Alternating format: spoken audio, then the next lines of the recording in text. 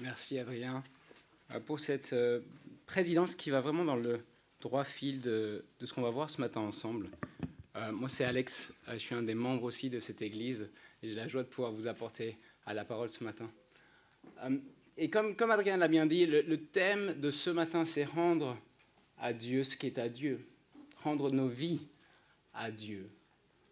Et il s'agit bien, avant de prier ensemble, il s'agit bien de faire remarquer, comme Adrien l'a si bien rappelé, ce n'est pas en vue d'un paiement comme pour obtenir sa faveur. Non, c'est donner sa vie, rendre sa vie à Dieu en réponse appropriée à son salut que lui nous offre. Donc le titre de ce matin, comme vous pouvez le voir sur le feuillet, je vous invite à ouvrir le passage pour vérifier que vous soyez de nobles Béréens, mais aussi la structure que vous trouvez ici. Le titre, c'est « Rendons à Dieu, rendons au roi son dû ». Prions avant d'aller plus loin. Père Céleste, merci pour la clarté de ta parole. Tu es tranchant, ta parole est cette épée qui tranche, qui va jusqu'au tréfonds de nous, qui est inconfortable, mais qui est bonne pour nous. Si tu nous parles, c'est pour notre bien.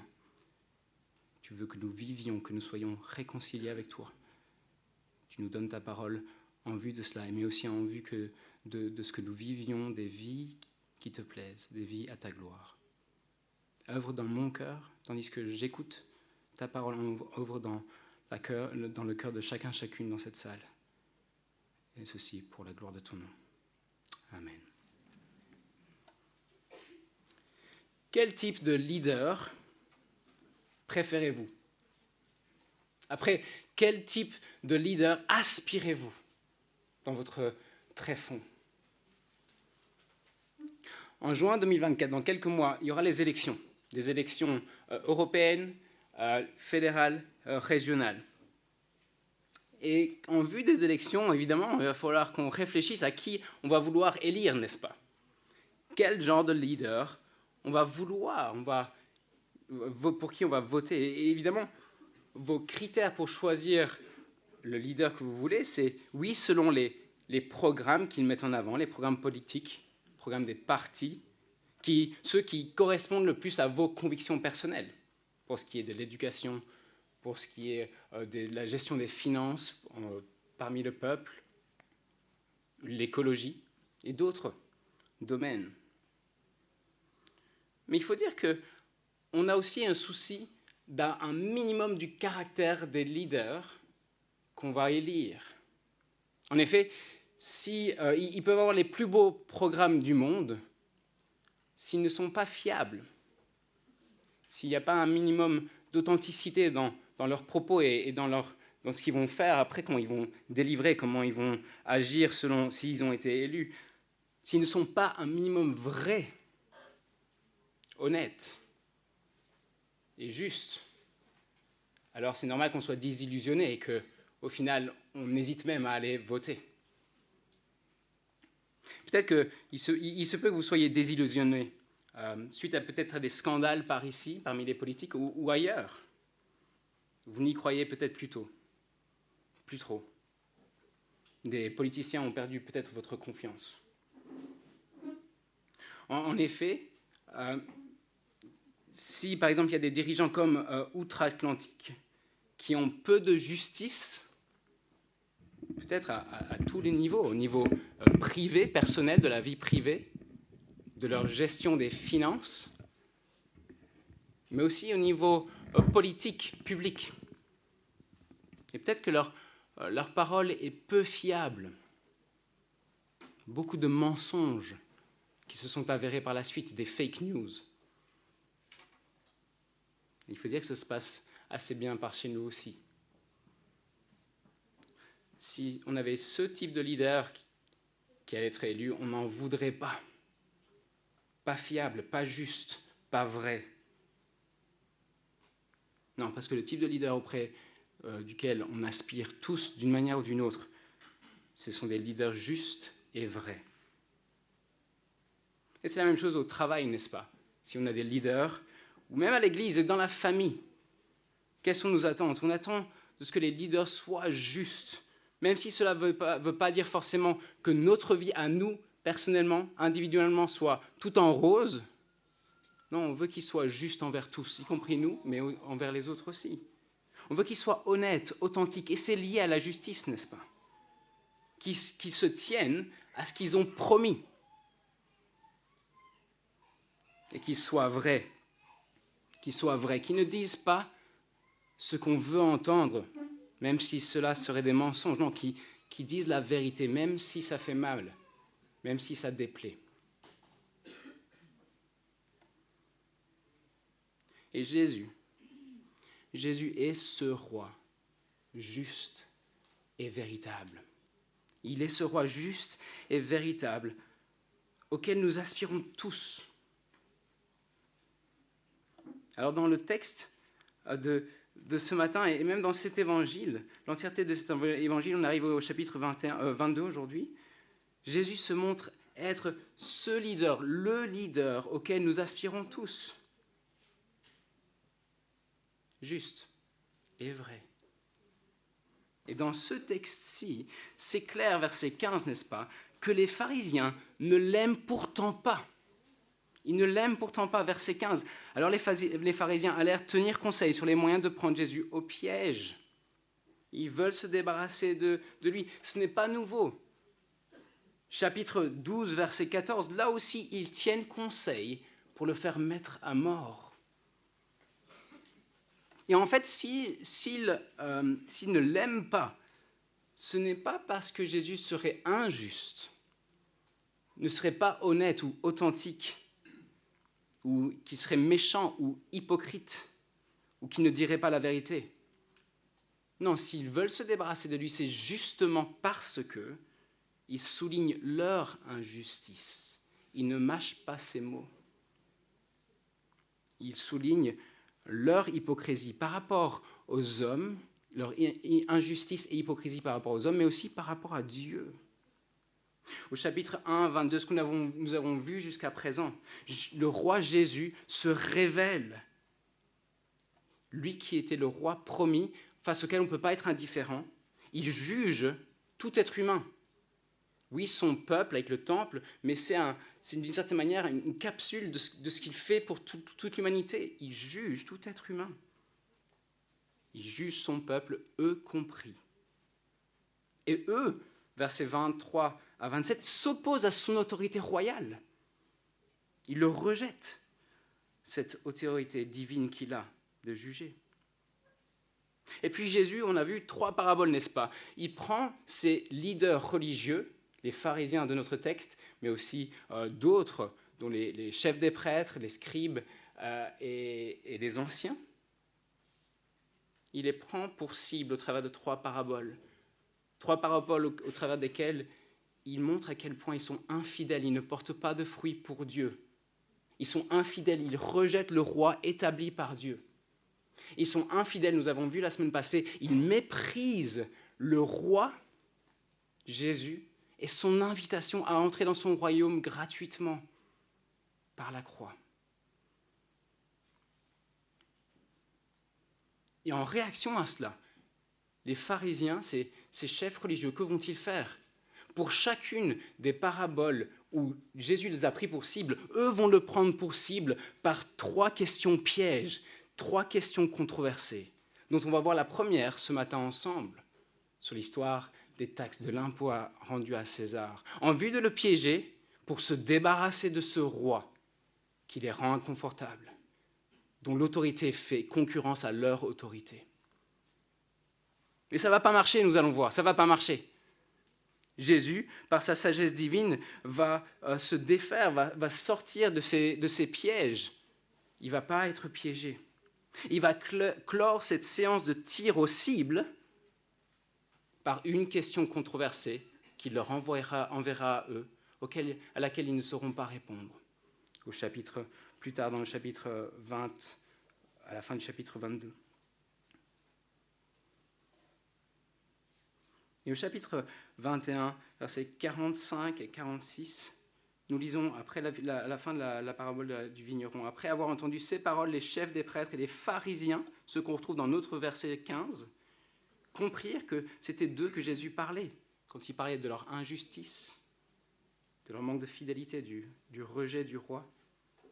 Ils cherchaient, verset 46, à l'arrêter, mais ils redoutaient les réactions de la foule parce qu'elle considérait Jésus comme un prophète. Ce n'est pas parce que Jésus n'est pas juste ou ne serait pas juste ou pas vrai qu'ils ne l'aiment pas. Non, c'est parce qu'il dit juste à leur sujet, en exposant leur manque de justice et hypocrisie. Il y a tellement d'ironie dans notre texte, nous allons considérer ça ensemble, tellement d'ironie dans les paroles flatteuses des pharisiens, n'est-ce pas? Au verset 16. Vous voyez ce qu'ils disent? Toute l'ironie là, ce piège qu'ils vont tendre à Jésus pour se débarrasser de lui. Même s'ils ne croient pas ce qu'ils disent, ils disent vrai au sujet de Jésus. Verset 16. Maître, nous savons que tes paroles sont vraies, ou littéralement, tu es vrai, et que tu enseignes le chemin de Dieu en toute vérité, sans te laisser influencer par personne, car tu ne regardes pas l'apparence des personnes. Vous voyez, en fait, là, ils sont en train de flatter Jésus pour le prendre au piège en parole, verset 15, pour qu'il baisse sa garde et qu'il réponde oui ou non, qu'il soit pris dans le piège et qu'il se fasse avoir. Mais dans ce qu'ils disent vrai, même s'ils n'y croient pas, évidemment, eux, personnellement. Jésus est vrai, il est le chemin, la vérité incarnée. Ses paroles sont vraies concernant notre condition de pécheurs, mauvais devant Dieu, notre cœur mauvais. Il enseigne la voie de Dieu selon la vérité, que nous ne sommes pas bons, nous ne pouvons pas être assez bons que pour mériter Dieu, qu'il faut que lui fasse le nécessaire en Jésus pour nous rendre acceptables, pour nous donner la paix avec lui-même. Il ne se laisse pas influencer, il ne regarde pas l'apparence des gens. Il ne se laisse influencer par personne. Tellement différent de nous, n'est-ce pas? Tellement différent des autorités politiques qui, face à des gens puissants, impressionnants, changeraient les choses, changeraient leur programme, n'agiraient pas en conséquence. Tellement différent. Non, Jésus n'est pas comme nos dirigeants, qui sont souvent ô combien défaillants. Il n'est tellement pas comme nous. Et qu'est-ce que c'est une bonne chose, n'est-ce pas?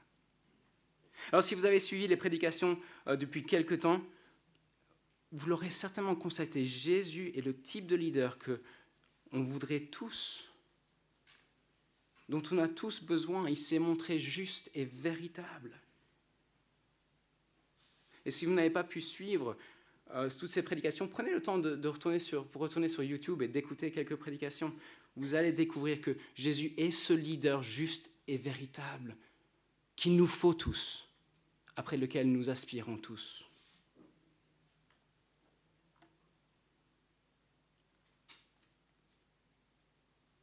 Quand on y pense, pourquoi est-ce qu'on ne voudrait pas de ce leader-là, de Dieu incarné, juste et véritable, ce Dieu qui est venu prendre soin de nos âmes?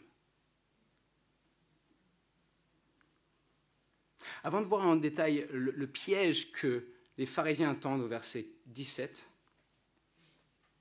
c'est important d'apprécier encore plus l'ironie qu'il y a dans ce texte. On a vu l'ironie en ce qu'ils disent et ne croient pas est vrai concernant Jésus, mais cela souligne non seulement la vérité concernant la personne de Jésus, mais aussi la vérité les concernant eux. Leur propre méchanceté, verset 18. Mais Jésus, connaissant leur méchanceté, répondit, pourquoi me tendez-vous un piège, hypocrite? Oui, ils sont méchants, ils tendent un piège, ils tentent le roi humble qui est venu servir. On a vu ça quand il entre à Jérusalem sur un ânon. Ça indique qu'il vient pour servir. Et ce verbe, verset 18, pourquoi me tendez-vous un piège? En fait, c'est pourquoi me tentez-vous? C'est le même verbe qui est employé au chapitre 4 quand le Satan tente Jésus dans le désert. C'est un piège machiavélique, mais profondément méchant, parce qu'ils veulent s'attaquer au roi qui vient pour t'en donner la solution à notre problème du péché. Il vient pour sauver des pécheurs comme nous, vous et moi. Quelle méchanceté, n'est-ce pas? Et quelle hypocrisie. Il pose une question par rapport à l'impôt, et on voit, verset 18, verset 19, « Montrez-moi la monnaie avec laquelle on paie l'impôt. » Ils lui présentèrent une pièce de monnaie. Ils lui présentent une pièce de monnaie, ça veut dire quoi ça? Ça veut dire qu'ils en font usage. Et s'ils en font usage, qu'est-ce que ça va forcément dire? Mais qu'ils vont payer l'impôt, sinon ils auront des problèmes. Quels hypocrites! Quels hypocrites! Méchants et hypocrites qu'ils sont. Vous voyez? La réponse de Jésus qu'il commence à donner avant de parler, de répondre à la question en tant que telle, il souligne toute l'ironie là. Tu es véritable, tu es vrai, tu enseignes selon la vérité, tu ne fais attention à l'apparence de personne. C'est vrai. Mais quelle méchanceté, hypocrisie. Ce sont pourtant des leaders. Quel type de leader voulons-nous? Préférez-vous? Oui, cette hypocrisie est là. Ils haïssaient l'impôt et ce qu'il représentait, cet impôt. Mais ils utilisaient avec joie cette monnaie offensante tout en payant l'impôt. Ils veulent prendre Jésus en piège en demandant s'il faut, oui ou non, s'il est permis, oui ou non, de payer l'impôt. Ils essayent de le prendre au piège. Considérons justement ce verset 17, ce piège machiavélique qu'ils tendent au roi Jésus, juste et véritable. Verset 17, « Dis-nous donc ce que tu en penses. Est-il permis ?» Alors, pas dans le sens que, est-ce que c'est permis de manger de la glace ou non? Non. Est-il permis devant Dieu? Est-ce qu'il faut devant Dieu? Évidemment, la question n'est pas, est-ce que c'est permis selon la loi romaine? Non, il faut le faire selon la loi romaine. Leur question, c'est plutôt, devant Dieu, le Dieu du peuple d'Israël, est-ce que c'est obligatoire?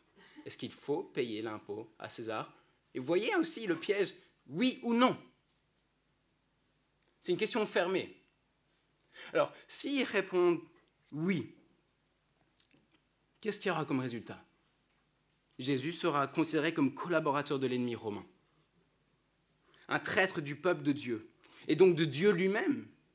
Sa popularité va chuter, en conséquence, la popularité des pharisiens va croître, et le peuple sera contre lui, le peuple d'Israël.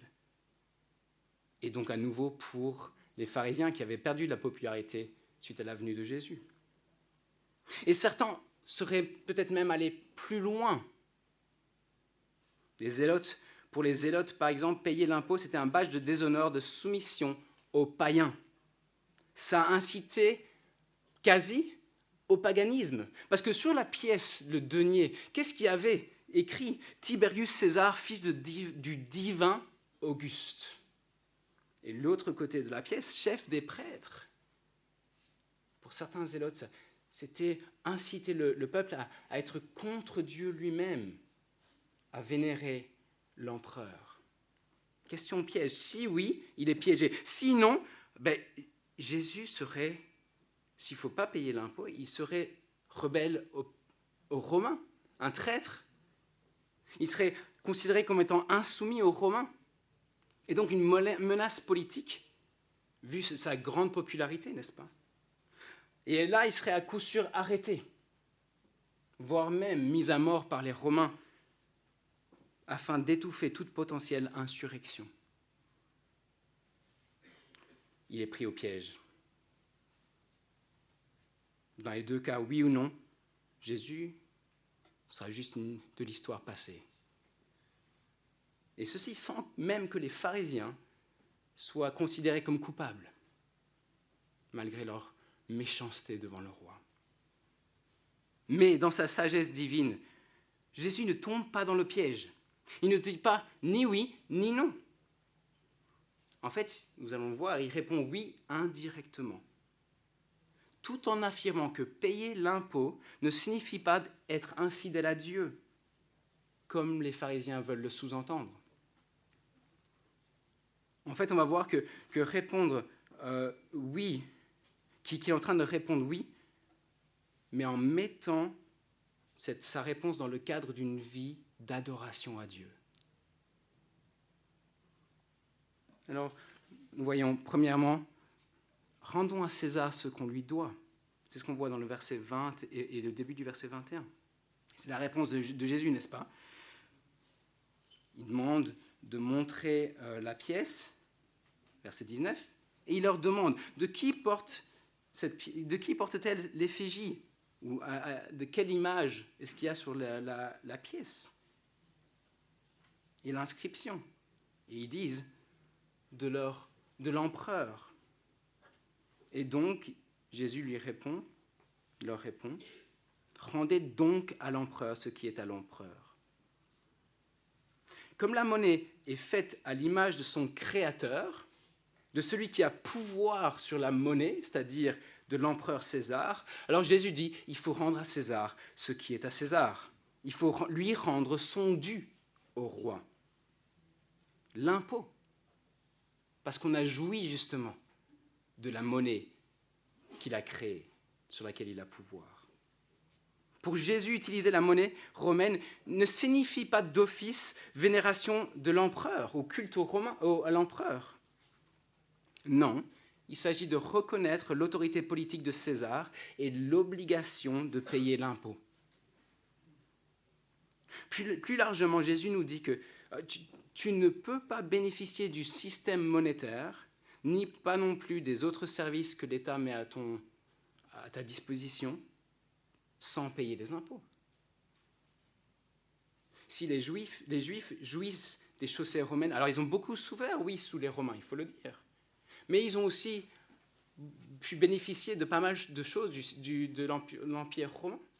S'ils jouissent des chaussées romaines, s'ils jouissent d'un système d'éducation judiciaire, de la protection des invasions des ennemis, eh bien Jésus dit c'est normal de payer les impôts.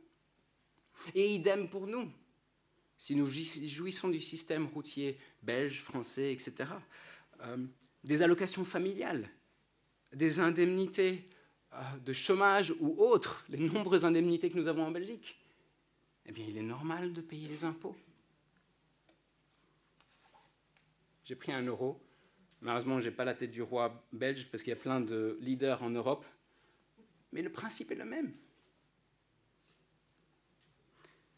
La réponse de Jésus est un rappel de cela. Et ainsi, en affirmant ce qu'il dit au verset 21, Jésus déclare que la soumission aux autorités politiques est généralement voulue par Dieu. Et ici, on va considérer, pour aller un peu plus loin sur cette thématique, on va considérer ce que Pierre nous dit, non pas de par ce qu'il nous enseigne dans sa première lettre, mais aussi de par son vécu. La soumission aux autorités politiques est généralement voulue par Dieu.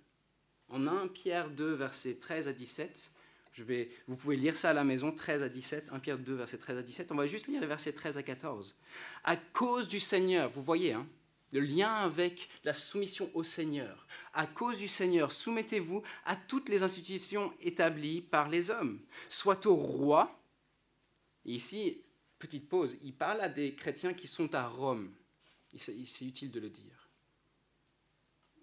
Donc, soumettez-vous à toutes les institutions établies par les hommes, soit au roi parce qu'il est au-dessus de tous, soit au gouverneur parce qu'ils sont envoyés par lui, par Dieu, pour punir ceux qui font le mal et approuver ceux qui font le bien. Alors même si certains rois et gouverneurs et autres dirigeants politiques n'agissent pas toujours ainsi, c'est-à-dire pour le bien, pour approuver ceux qui font le bien et punir ceux qui font le mal, il faut dire que cette réalité est généralement vécue, surtout dans nos contrées. Et ce texte nous dit que Dieu les a établis pour le bien de la société.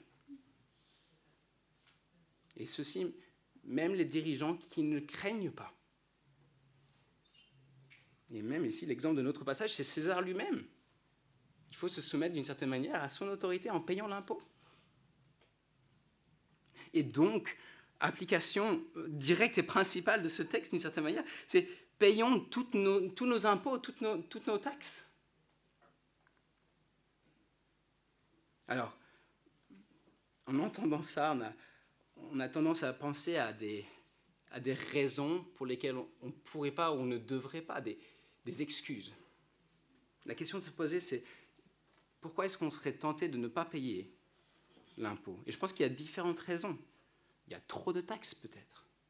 Ou nos leaders sont avares, eux-mêmes ils sont trop payés et moi je gagne peu et donc pourquoi je vais donner plus? Alors là, on pense, dans cette pensée-là, on pense que ça revient à lui. Mais non, on alimente le système pour le bien de la population. Gardons ça à l'esprit. Mais rappelons-nous surtout et avant tout que Dieu veut qu'on soit soumis à nos autorités politiques. 1 Pierre 2, versets 13 à 17. À cause du Seigneur. Au niveau toujours des taxes, par exemple, vous aurez imaginé, peut-être que c'est arrivé récemment, ou ça arrivera bientôt, ou dans un certain temps, vous avez des gros travaux à la maison. Et vous avez plusieurs entreprises qui vous présentent des devis assez salés, hein. Peut-être ça se compte en plusieurs dizaines de milliers d'euros. Il vous présente un devis et puis il vous dit, entre nous, et vous connaissez la suite. Si on le fait au black, ça sera un peu moins salé quand même. La tentation, c'est d'aller de l'avant avec cela, parce que ça nous arrange. Mais Dieu veut que nous obéissions, nous soumettions aux autorités, ne pas les voler, l'État, que nous payons toutes nos taxes. Et je pense que ça dépasse les taxes. Évidemment, le verset 1 Pierre 2, verset 13 à 17, c'est se soumettre aux institutions établies par les hommes. Pas juste au niveau des taxes. Ici, notre texte parle des taxes, mais on peut l'élargir un peu plus. Et je pense que Dieu veut que nous respections les autres lois du pays. Posons-nous la question. En voiture, quand est-ce qu'on a du mal à respecter les lois, les règles, les lois du pays? Par exemple, les limites de vitesse ou l'usage du GSM. Peut-être qu'on a du mal à respecter cela parce que ça ne nous arrange pas, on est en retard peut-être. On sait qu'il n'y a pas de radar. On doit communiquer quelque chose en route parce que c'est urgent. Ou ne pas payer son transport en commun peut-être. Ou d'autres choses. Pensez à d'autres lois du pays auxquelles Dieu veut qu'on se soumette, mais auxquelles nous résistons parce que ça ne nous arrange pas. Pensez aux lois, ça vaudra la peine de réfléchir à ça pour l'application personnelle. Pensons aux lois pour lesquelles notre allégeance à Dieu ne serait pas compromise si on s'y soumettait. Je vais redire ça. Pensez aux lois pour lesquelles notre allégeance à Dieu ne serait pas compromise si on s'y soumettait. Parce que Pierre lui-même, de son vécu, on retrouve en Acte 5, c'est lui, il nous enseigne au travers de 1 Pierre 2, verset 13, qu'il faut se soumettre aux autorités locales, mais il y a des circonstances dans lesquelles il ne faudrait pas se soumettre aux autorités locales, aux autorités humaines. Il ne faudrait pas le faire quand l'allégeance à Dieu est compromise. Au chapitre 5 de Actes, on voit qu'après avoir été emprisonné, parce qu'il parle de Jésus, il partage et il prêche la bonne nouvelle de Jésus pour que d'autres soient sauvés. Ils sont libérés par Dieu lui-même de manière miraculeuse. Et puis ils vont dans le temple pour proclamer la bonne nouvelle. Et ensuite on les attrape, on les fait venir devant les autorités religieuses, telles celles du chapitre 22 de Matthieu. Et voici ce qu'on leur dit. Verset 27. Après les avoir ramenés, ils leur présentèrent au Sanhédrin. Le grand prêtre les interrogea en disant, verset 28, « Nous vous avions formellement interdit d'enseigner en ce nom-là. Et voilà que vous avez rempli Jérusalem de votre enseignement et que vous voulez faire retomber sur nous le sang de cet homme. » Interdiction. Verset 29, Pierre et les apôtres répondirent, « Il faut obéir à Dieu plutôt qu'aux hommes. » Évidemment, quand il s'agit de compromettre son obéissance, son allégeance à Dieu, alors n'obéissons pas aux autorités humaines. Il était bon que certains chrétiens, durant la Première Guerre mondiale, aient caché des Juifs, et quand les autorités sont venues, et ils ont peut-être mis des annonces officielles en disant il faut remettre les Juifs que vous cachez, ils n'ont pas obéi. C'était une bonne chose, n'est-ce pas? Si jamais les autorités humaines en venaient à obliger les églises évangéliques au mariage pour tous, c'est-à-dire au mariage entre deux personnes du même sexe, il ne faudrait pas obéir aux autorités, même si cela nous coûtait, parce que ce serait contraire à la volonté de Dieu. Ce sont des exemples extrêmes, mais prenez du temps pour penser à d'autres exemples. On va avancer. Parce que vous voyez, il répond à la question « oui », mais de manière indirecte. Il ne s'est pas fait prendre au piège. Mais ce « oui » à payer les impôts est dans le cadre plus large de rendre à Dieu ce qui est à Dieu. De rendre au roi R majuscule son dû. La réponse de Jésus ne s'arrête donc pas là. Alors, comme la monnaie est faite à l'image de César ou du roi des Belges ou de quiconque, c'est-à-dire son créateur, celui qui a autorité sur la pièce, eh bien, comme c'est le cas, il faut rendre de la monnaie à l'empereur. Il faut rendre l'impôt, payer l'impôt. Mais de la même manière, l'être humain, chacun d'entre vous dans la salle, chacun d'entre nous, est fait à l'image de Dieu, de son créateur, de celui qui a autorité sur nous, qu'on reconnaisse ou non. Et donc, il faut se rendre nous-mêmes à lui, se donner entier à lui. Peut-être que c'est évident pour vous, mais il faut noter que rendre à Dieu ce qui est à Dieu passe par, premièrement, reconnaître le roi qu'il a établi, c'est-à-dire Jésus. Ne rejetons donc pas le roi Jésus, accueillons-le plutôt. Et c'est clairement ce que les pharisiens ne font pas, n'est-ce pas, dans ce texte. Ils veulent se débarrasser de lui, ils veulent le prendre au piège. C'est ce qu'ils ne font pas, ils le rejettent Jésus. Et ceci même s'ils ont pu constater que Jésus dit vrai, et qu'il est véritable, et qu'il est juste. Non, s'ils veulent s'en débarrasser, c'est parce qu'ils dérangent. Il les dérange pour différentes raisons. Il expose leur méchanceté, comme on a vu, leur hypocrisie. Il remet en question leur autorité. Leur leadership, on a vu dans la parabole du vigneron, leur sera enlevé même par Dieu. Il est une menace pour eux. Et ils réalisent qu'ils ne peuvent pas vivre comme ils le veulent, selon leur propre voie. Ils cherchent donc, avec cette question de l'impôt, ils cherchent des prétextes pour rejeter le roi Jésus, parce qu'il les dérange. Et je dois dire, travaillant moi-même avec les étudiants, je travaille pour les groupes bibliques universitaires à temps plein, et en des discussions avec des étudiants sur les campus, avec des étudiants qui ne sont pas chrétiens, je constate ça lors de discussions. Parce que je leur partage la bonne nouvelle de Jésus, ils entendent qu'il est juste et qu'il est véritable. Son offre de réconciliation avec Dieu est gratuite et ne peut pas être méritée. Et parfois, lors des discussions, j'ai l'impression qu'ils posent des questions, mais parfois, dont le fond, ils ne s'en préoccupent pas tellement. Parfois, pas toujours. Et donc, c'est un enchaînement, et quand je réponds à une question, c'est une autre question qui est posée, comme prétexte de rejeter Jésus, parce qu'il dérange. Et donc, un avertissement ici de Dieu pour chacun d'entre nous dans la salle, et si vous êtes visiteur, si vous êtes en démarche de découverte de la foi chrétienne, c'est oui, posez vos questions. Il faut être sûr Et je pense que la Bible vous donne beaucoup de raisons pour être sûr de la bonne nouvelle, que c'est vrai, qu'il y a de bonnes raisons d'y croire.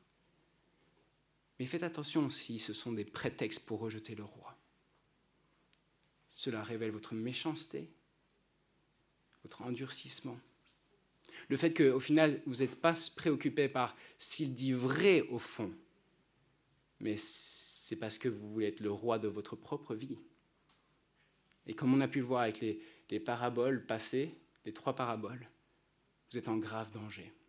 Et je ne vous dis pas ceci en vous pointant le doigt de manière hautaine et arrogante. Je vous dis ceci comme quelqu'un qui a été gracié, qui a dû se rendre, qui a dû dire « je n'ai pas de prétexte.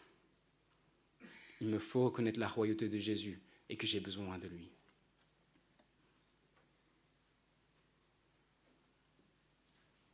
Cela dit, et ça passe par là d'abord rendre à Dieu ce qui est à Dieu. La réponse appropriée, comme on l'a vu avec Adrien, la réponse appropriée à la bonne nouvelle de Jésus, c'est de rendre à Dieu notre vie entière. Impôts, y compris impôts, et tout le reste. Et tout le reste. On va lire un dernier verset ensemble. Romains 12, verset 1. Et ça vient après Romains 1 à 11, où Paul, l'apôtre, nous dit la bonne nouvelle, en gros, en long et en large, en quelque sorte. À quel point on ne peut mériter la réconciliation avec Dieu à cause de la grandeur de notre péché, de notre offense, de notre rejet de Dieu. Mais qu'il nous gracie, il nous donne ce qu'on ne peut mériter, la réconciliation éternelle avec lui. Et il dit quoi ? Je vous encourage donc, à la lumière de ce message, frères et sœurs, par les compassions de Dieu, à offrir votre corps comme un sacrifice vivant, saint, agréable à Dieu. Ce sera de votre part un culte raisonnable. Rendre à Dieu ce qui est à Dieu veut dire lui rendre notre vie entière, 24 heures sur 24, dans tous les domaines de notre vie. Alors en entendant cela, peut-être que vous estimez que c'est un peu de trop, peut-être. C'est un peu exagéré. Comme beaucoup dans la société, certaines personnes ont tendance à considérer la foi ou la pratique de la foi comme une île dans l'océan de la vie. Quelque chose du domaine privé, pas public, qui se fait à un moment donné de la semaine ou de l'année. Que c'est une partie de la vie, mais pas toute la vie.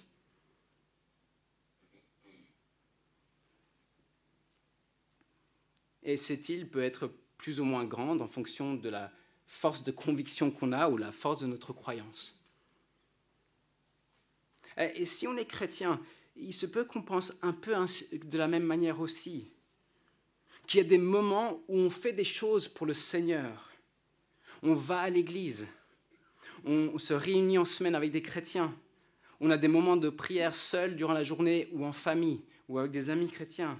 On fait preuve de bénévolence à différents moments de la semaine. On donne pour le royaume, pour le Seigneur, une part de notre argent.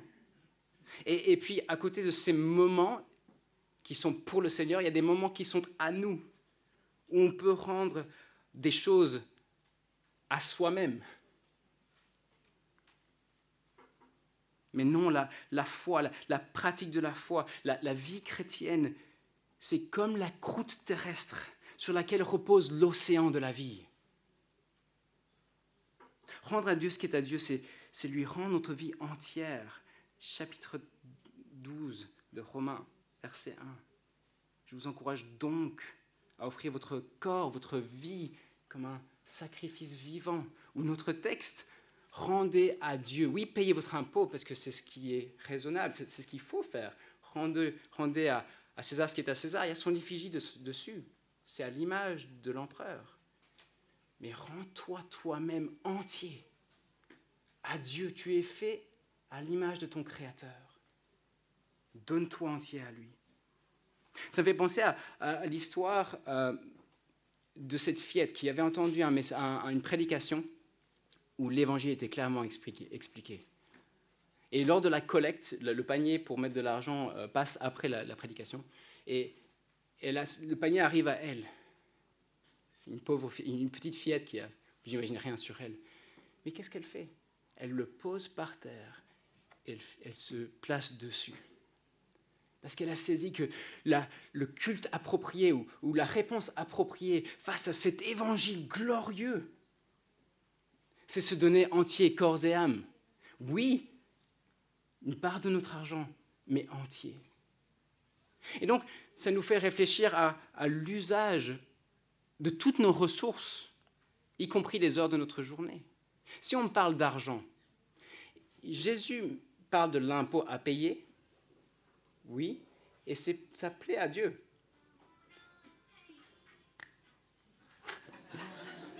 Ça plaît à Dieu. Mais la Bible nous parle ailleurs que l'offrande pour l'œuvre du Seigneur fait partie de la vie du chrétien. Mais ailleurs, dans 1 Thessaloniciens, ou 2, je ne sais plus de mémoire maintenant, que le chrétien devrait travailler pour prendre soin de ses proches. Mais travailler, c'est en vue d'avoir de l'argent, n'est-ce pas? Et que cela, pour prendre soin de ses proches. Et donc, vous voyez l'usage qu'on fait de notre argent, payer les impôts, donner pour l'œuvre du Seigneur, c'est-à-dire spécifiquement pour que l'évangile soit proclamé, mais aussi utiliser notre argent pour notre famille, pour payer des vacances pour notre famille, etc. Ça se fait dans le cadre d'une vie de quelqu'un qui est racheté, qui vit pour Dieu.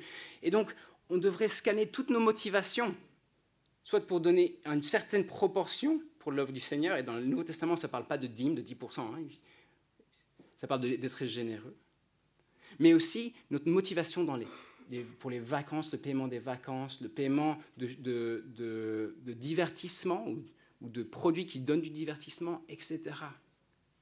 Est-ce qu'il y a certaines de ces choses où on dit ça ne fait pas partie de la catégorie pour Dieu, c'est pour moi-même ça? Alors, ne me mécomprenez pas, ça ne veut pas dire que Dieu ne veut pas qu'on prenne soin de nous-mêmes, pour le repos n'est pas mauvais, un peu de divertissement n'est pas mauvais, etc. Mais pensons dans le cadre de toute notre vie, pour ce qui est de l'argent, c'est tout ce que je fais avec mon argent, pas juste des obligations ou consacrer une part pour le Seigneur, pour l'œuvre du Seigneur. Et on pourrait étendre ça sur d'autres domaines de la vie. Je regarde le temps que j'ai, je pense que je n'ai plus le temps d'aller plus loin, mais on pourrait penser à la sexualité. C'est ce qu'on voit avec les Jébéusiens.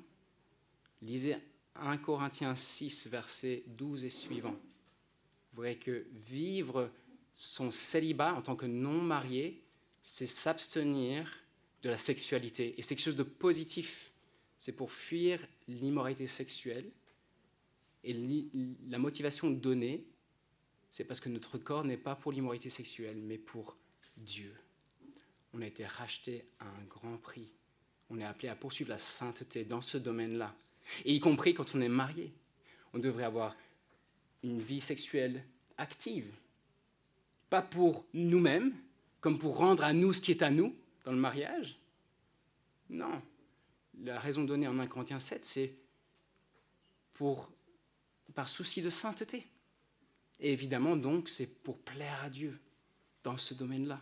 Vous voyez, la Bible parle de toute la vie comme étant un sacrifice vivant à rendre à Dieu en réponse à la bonne nouvelle.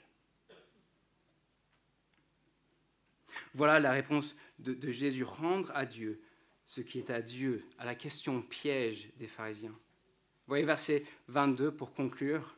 Quelle est la réaction de ces pharisiens? Ils sont étonnés de ce qu'ils entendaient. Ils le quittèrent et s'en allèrent.